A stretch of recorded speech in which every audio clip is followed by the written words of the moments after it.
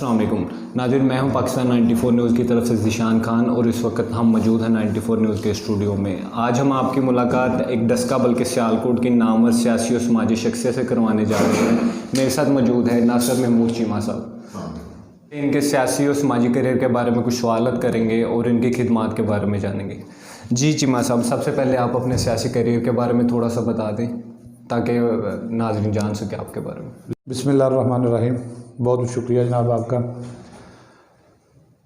मैंने सियासत 98 से शुरू की थी और उस वक्त पहला इलेक्शन मैंने लड़ा था मेंबर डिस्ट्रिक्ट काउंसिल का एज ए इंडिपेंडेंट कैंडिडेट। किसी भी पार्टी से कोई वाबस्तगी नहीं थी। तो अल्हम्दुलिल्लाह अल्लाह ताला ने इज़्ज़त दी, लोगों ने मुझे प्यार दिया, मैं जीत गया। उसके बाद ये सिलसिला चल रहा है। 2001 में एक नया सिस्टम शरफ साहब लेके आए नाज़मीन का। मैंने यूसी नाज़म का इलेक्शन लड़ा, उसमें भी अल्लाह ताला ने इज़्ज़त दी, लोगों ने प्यार दिया और मैं जीत गया। 2001 के बाद 2002 में मैंने एमपी का टिकट अप्लाई किया काफ लीग का, और उसकी वजह से जब नॉमिनेशन पेपर जमा करवाते हैं तो पहले रिज़ाइन देना होता है जो भी आप जिस सीट पे काम कर रहे हैं, और वो मैंने रिज़ाइन दे दिया। बाद में टिकट भी ना मिल सकी, इलेक्शन ना लड़ा जा सका। फिर 2004 में उसी जो मैंने सीट छोड़ी हुई थी उस पर बाई इलेक्शन हुआ, और उस वक्त के तहसील नाज़म, उस वक्त के डिस्ट्रिक्ट नाज़म और उस वक्त के जो मिनिस्टर एमपीए थे वो सारे ही मेरे मुखालिफ थे, और मैंने as a independent candidate election लड़ा और अल्लाह ताला के फजल करम से फिर जीत मेरा मुकद्दर बनी। उसके बाद 2005 में दोबारा दूसरे टर्नओवर का इलेक्शन हुआ नाज़मीन यूसी नाज़म का, वो भी मैं जीत गया। फिर मैंने इरादा किया कि मैंने तहसील नाज़म का इलेक्शन लड़ना है। 2005 में तहसील नाज़म का इलेक्शन हुआ, वो भी मैंने as a independent candidate election लड़ा और उसमें भी जीत मेरा मुकद्दर बनी और लोगों ने प्यार दिया, मोहब्बत दी और मैं जीत गया। और 2005 के बाद फिर वो जो सीट मैंने यूसी नाज़म की छोड़ी थी वो फिर खाली हो गई, और उस पर फिर मेरी वाइफ ने इलेक्शन लड़ा और वो नाज़म यूनियन कौंसल रही। ये सिलसिला चलता रहा। उसके बाद मैंने पहली दफ़ा 2010 में पीटीए ज्वाइन की। इससे पहले किसी भी पार्टी से कोई वाबस्तगी नहीं रही थी, कोई शमूलियत नहीं थी। पहली दफ़ा मैंने पाकिस्तान तहरीक इंसाफ को ज्वाइन किया और 2013 में पीटीए से मैंने पीपी 130 से एमपीए का इलेक्शन लड़ा, और उस वक्त जो सूरत हाल थी पीटीए की और जो भी सर्कमस्टांसेस थे अल्हम्दुलिल्लाह उसमें मैंने फ़ाइट की और तकरीबन 26,000 वोट मैंने लिया। बाकी मेरे साथ वाले जो हल्के थे किसी ने 2,000, किसी ने 6,000, किसी ने 9,000 वोट लिया। और उसके बाद फिर ये सिलसिला सियासत का जदोजहद का चलता रहा, और 2018 में दोबारा जब इलेक्शन हुए जनरल इलेक्शन, तो उसमें मेरा हल्का बंदियाँ हुई, उसमें मेरा हल्का चेंज हो गया और दूसरे हल्के में मैंने टिकट तो शहर वाले हल्के से अप्लाई किया था, मगर मुझे टिकट मिल गया दूसरा जो रूरल एरिया था, जो मेरा पहले हल्का नहीं था। और वो टिकट भी बदकिस्मती से बिल्कुल एंड पे, बल्कि मैं कहूँगा कि पूरे पंजाब में सबसे आखिरी जो टिकट अनाउंस हुई थी वो मेरी थी, और 15-16 दिन इलेक्शन लड़ा और 37,500 वोट मैंने लिया, मगर हार गया मैं। और ये सिलसिला चल रहा है। बाकी पीटीए की गवर्नमेंट है, इस हवाले से पहले भी बतौर तहसील नाज़म जो कुछ भी हम कर सकते थे अपनी आवाम के लिए, अपने दोस्तों के लिए, वो करते रहे पूरी नेक नीति से, पूरी ईमानदारी से, और इसकी सारे लोग जानते हैं। इस बात की वो गवाही भी देंगे कि जिस ईमानदारी से हमने काम किया है।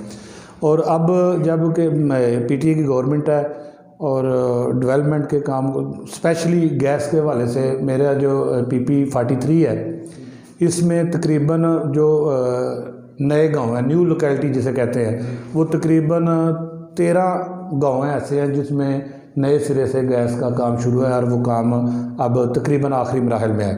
बाकी जिन गाँव में पहले ही गैस डल चुकी है वो को रिमेनिंग एरियाज़ हैं, वो तकरीबन हल्के का कोई गांव ऐसा नहीं है जिसमें पहले गैस थी, और अब हम मज़ीद उसको आगे बढ़ा रहे हैं, और जो गली महल्ले रहते थे उनमें भी पाइप डल रहा है और काम चल रहा है अल्लाह के फजल करम से। अच्छा चीमा साहब, जैसा कि हम जानते हैं कि नेशनल असम्बली का एन ए जो 75 है, जिस हल्के में हम इस टाइम मौजूद हैं, इसकी सीट खाली है क्योंकि 2 अगस्त को जो नेशनल असम्बली के मेंबर थे ज़ाहिर शाह साहब, इफ्तिखारुल हसन शाह साहब, उस ज़ाहिर शाह साहब, उनकी डेथ हो गई थी। उसके बाद इस हल्के की सियासत में थोड़ी सी तब्दीली नज़र आ रही है। आप इसके बारे में क्या कहना चाहेंगे और आप हैं कैंडिडेट इसके लिए? हाँ जी, ज़ाहिर शाह साहब इस हल्का से इफ्तिखारुल हसन शाह साहब MNA थे, अल्लाह ताला उनको जन्नत में जगह दे, फौत हो गए। और उस हवाले से ये हमारी जो सीट है 75 खाली है, इस पर इलेक्शन होना है और मैं अल्हम्दुलिल्लाह इसमें कैंडिडेट हूँ और मेरे अलावा और भी कैंडिडेट हैं। तकरीबन PTI के 10 या 11 कैंडिडेट हैं जिन्होंने पार्टी टिकट अप्लाई किया है। तो इंटरव्यू भी हमारे हो गए हैं। मुझे उम्मीद है अल्लाह ताला के घर की कि इंशाल्लाह ताला अगर पार्टी ने मुझ पर एतमाद किया तो इंशाल्लाह भरपूर तरीके से इलेक्शन लड़ेंगे और डिस्ट्रिक्ट सियालकोट को PTI ये सीट जीत के हम देंगे अल्लाह ताला के फजल करम को, ताकि ये हमारी डिवीज़न में शायद ये दूसरी या तीसरी सीट होगी। इससे पहले पूरे गुजरांवाला डिवीज़न में PTI बदकिस्मती से पिछले इलेक्शन में नहीं जीती। साहब, जैसे आपने बताया कि 11 से 12 कैंडिडेट है पाकिस्तान तहरीक इंसाफ की तरफ से, इसमें आपके कितने चांसेस हैं कि आपको टिकट मिलेगी? और जिस तरह के 2.5 साल से पाकिस्तान तहरीक इंसाफ की हुकूमत है और जिस तरह से इशू चल रहे हैं महंगाई के, बेरोज़गारी के, आप किस तरह से खुद को इसमें कामयाब करेंगे या किस तरह स्ट्रेटजी बनाएंगे कि लोग आपको वोट दें और आप कामयाब हो जाएं? ये तकरीबन 11 कैंडिडेट हैं इस हल्के से और मैं तो बहुत ज़्यादा अल्लाह ताला के फजल व करम से पूरा उम्मीद हूँ कि इंशाल्लाह ताला मुझे टिकट मिलेगा। और खुदा न खास्ता जो भी पार्टी फ़ैसला करेगी इसे हम इंशाल्लाह ताला मनवान तस्लीम भी करेंगे और पार्टी के साथ भी हैं। जो भी कैंडिडेट होगा उसको भी सपोर्ट उसी तरह ही करेंगे जिस तरह के हमने अपने इलेक्शन पे करना थे। तो मुझे उम्मीद है कि इंशाल्लाह ताला टिकट मुझे मिलेगी। तो जहाँ तक इस सवाल किया महंगाई का, नो डाउट कि महंगाई बहुत ज़्यादा है, मगर ये सारे मामला जो है ना कि ये कोई एक घर का जो सिस्टम है एक दिन में ख़राब नहीं होता। बड़ों की कुछ अगर वो गलतियाँ करता है तो आस्ता आस्ता उसके फैक्ट्स आते हैं और फिर वो घर या वो ख़ानदान पस्ती की तरफ चला जाता है। और इसी तरह ही अगर किसी घर का बड़ा अच्छे बेहतर तरीके से घर को चलाए, बेहतर इक़दाम करे तो वो आस्ता आस्ता उसके समरात भी मिलते हैं। तो ये जो हमारे मुल्क के हालात बने हैं, ये पिछले दोनों पीपल्स पार्टी और मुस्लिम लीग नून ये तकरीबन 35-40 साल से यही गवर्नमेंट कर रहे थे, हुकूमत में यही थे और ये इनकी गलत पॉलिसियों का नतीजा था कि आज हम इन हालात पे पहुँचे हैं। तो इंशाअल्लाह ताला अल्लाह ताला के फजल व करम से हमारा लीडर इमरान खां, जितनी भी महंगाई है, कोई पूरी दुनिया पाकिस्तानी पूरी दुनिया में कोई बंदा ये नहीं कह सकता कि इमरान खां करप्ट है। हर बंदा उनकी पॉलिसी पे इख्तलाफ हो सकता है, किसी बात पे इख्तलाफ हो सकता है, मगर इस पे हर बंदा मुतफिक है कि वो पूरी नेक नीति से, पूरी ईमानदारी से अपने मुल्क की बागडोर संभाले हुए और वो चाहता है कि मैं अपने मुल्क को आगे लेके जाऊँ। तो इंशाअल्लाह ताला वो वक्त दूर नहीं कि जब हमारा मुल्क पाकिस्तान तरक्की की तरफ जा रहा है। इंशाअल्लाह ताला तरक्की की मंजिलें तय करता हुआ टॉप कंट्री में इंशाअल्लाह ताला जाएगा इमरान खान की क़यादत में। और दूसरा हमारे हल्के में PTI का, जैसे आप कह रहे थे कि नून लीग का वोट ज़्यादा है, मैं समझता हूँ कि नून लीग का वोट इसी वजह से ज़्यादा था कि इससे पहले बार बार वही आ रहे थे और जब कोई कैंडिडेट अच्छा मिले तो हालात मुख्तलिफ होते हैं। मैं अल्हम्दुलिल्लाह 98 से इलेक्शन लड़ रहा हूँ, सियासत में हूँ।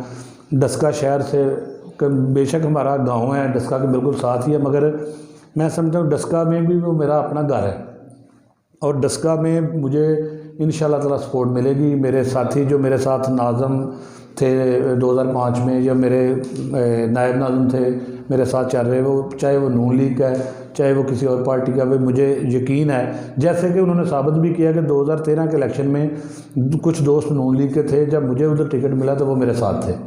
और अब भी अगर मुझे टिकट मिलता है तो मैं इंशाअल्लाह ताला दावे के साथ कह सकता हूँ कि नून लीग के बेशुमार काउंसलर्स, नाज़मीन, वाइस चेयरमैन इंशाअल्लाह ताला NA 75 में मेरे साथ होंगे।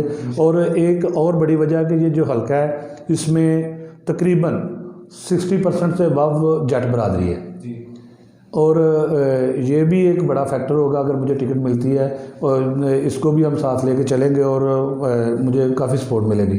तो इंशाल्लाह ताला ये सीट जो है ना पीटीआई जीतेगी। से कब तक ये इलेक्शन होगा इस सीट पे NA 75 में? जो रूल है वो तो ये है कि जब कोई सीट खाली होती है तो उसके 60 डेज बाद या 90 डेज बाद इलेक्शन हो जाता है, उसके अंदर अंदर इलेक्शन हो जाता है।